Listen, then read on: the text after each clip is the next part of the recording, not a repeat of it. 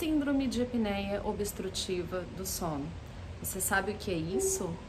Existe relação dessa síndrome com a obesidade? Vamos falar um pouquinho sobre isso então.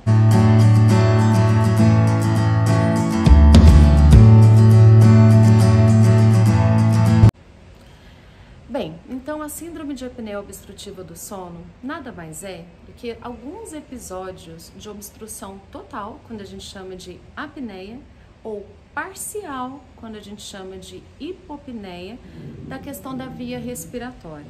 E isso acontece durante o sono, então por isso síndrome de apneia obstrutiva do sono.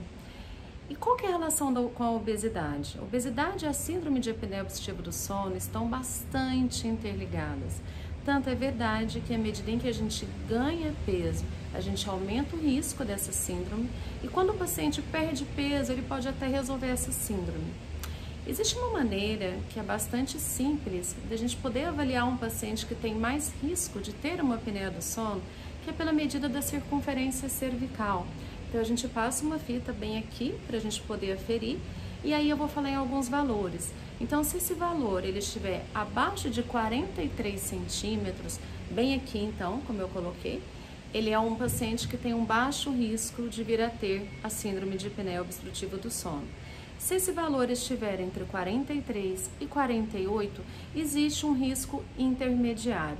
E quando ele está acima de 48 centímetros, aí a gente já fala em alta probabilidade de síndrome de apneia obstrutiva do sono. Um ponto interessante a colocar é que a gente pode fazer essa circunferência cervical ajustada. O que é isso?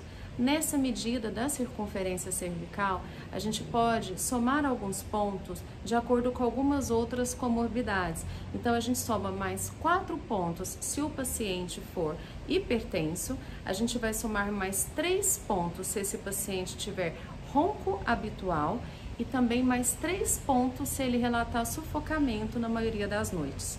E aí, somando esses pontos à circunferência cervical, a gente tem essa circunferência cervical ajustada. E lembrando então desses valores que nós colocamos, que seriam os valores de risco para a síndrome de apneia obstrutiva do sono. Bom, e aí? Fizemos esse cálculo e observamos que sim, temos mais chance de ter uma apneia obstrutiva do sono. Como que a gente faz esse diagnóstico com mais clareza, com mais certeza? Pelo exame de polissonografia. Então, a polissonografia é um exame que é feito durante o sono do paciente e é um exame facilmente encontrado, especialmente em clínicas do sono. Com esse exame, instala-se um aparelho no paciente, esse paciente ele vai para casa ou ele faz na própria clínica. Existem clínicas que conseguem instalar e o paciente dorme em casa e depois retira esse aparelho, ou é feito na própria clínica. E através da leitura desse exame, a gente tem como diagnosticar a síndrome de apneia obstrutiva do sono.